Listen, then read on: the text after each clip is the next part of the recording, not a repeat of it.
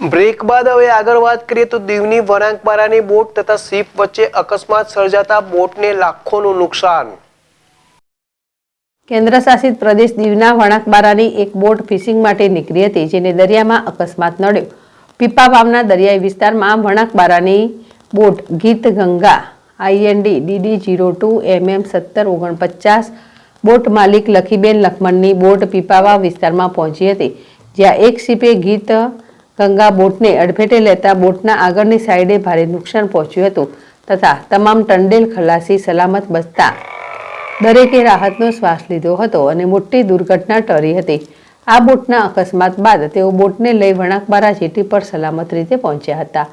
આ ઘટનામાં બોટ માલિકને આશરે 4 થી 5 લાખ નુકસાન થયું છે।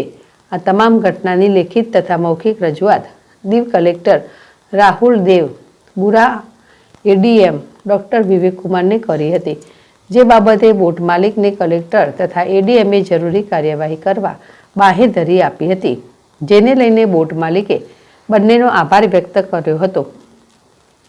ભારતી રાવલ, ZSTV દીવ।